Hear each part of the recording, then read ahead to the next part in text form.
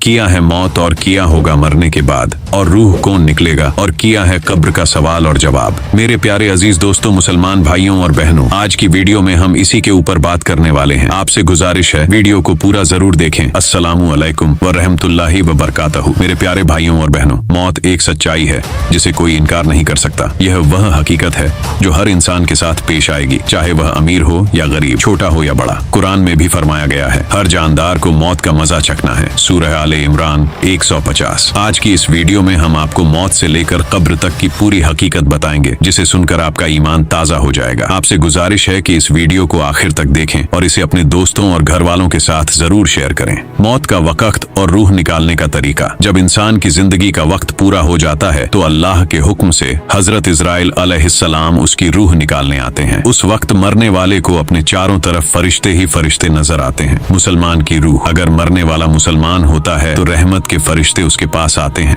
वे उसकी रूह को बड़े ही प्यार और इज्जत के साथ निकालते हैं, जैसे पानी का एक बूंद बर्तन से गिर जाए।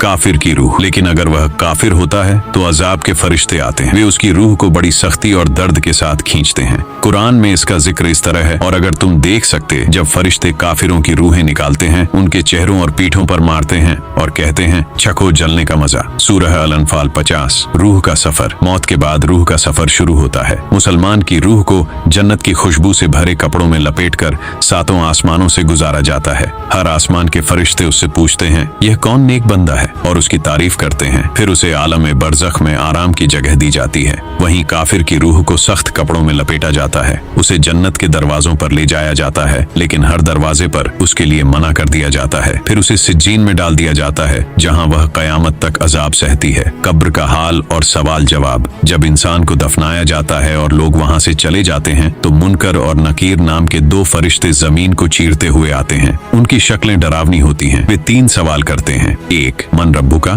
तेरा रब कौन है। 2 मा दीनू का, तेरा दीन क्या है। 3 मा कुंत तकुलू फी हाजिर रजुल, इस शख्स पैगंबर मोहम्मद के बारे में तू क्या कहता था। मुसलमान का जवाब, अगर मरने वाला मुसलमान है तो वह कहेगा मेरा रब अल्लाह है, मेरा दीन इस्लाम है, यह अल्लाह के रसूल हैं। फिर जन्नत का दरवाजा उसके लिए खोल दिया जाएगा। उसकी कब्र को जन्नत का टुकड़ा बना दिया जाएगा।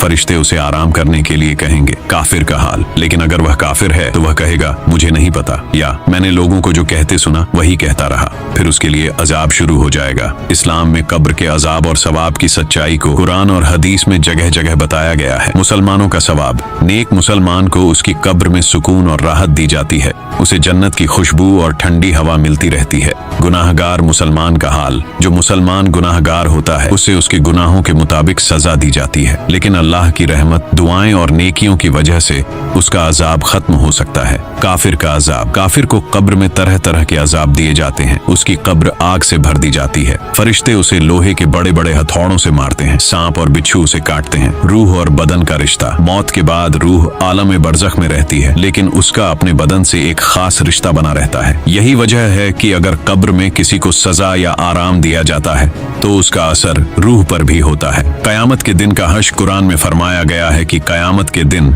हर रूह को उसके पहले वाले बदन में लौटा दिया जाएगा। अल्लाह हर इंसान के जिस्म को उसकी रीढ़ की हड्डी से फिर से बनाएगा। यही वह दिन होगा जब सबको उनके अमल का हिसाब देना होगा। मेरे प्यारे दोस्तों, हमें अपनी जिंदगी को अल्लाह और उसके रसूल के बताए हुए रास्ते पर चलाना चाहिए। हमें रोजाना नमाज पढ़नी चाहिए, कुरान की तिलावत करनी चाहिए और अपने गुनाहों से तौबा करनी चाहिए। अल्लाह के नेक बंदों की बातें याद रखें। अल्लाह तौबा करने वालों को बहुत पसंद करता है। जो लोग दूसरों को इस्लाम की दावत देते हैं उनके लिए जन्नत में ऊंचे मुकाम तय किए गए हैं। तो दोस्तों, यह थी मौत और कब्र की इस्लामी हकीकत। अगर आपको यह वीडियो अच्छी लगी हो तो इसे लाइक करें और दूसरों के साथ शेयर करें।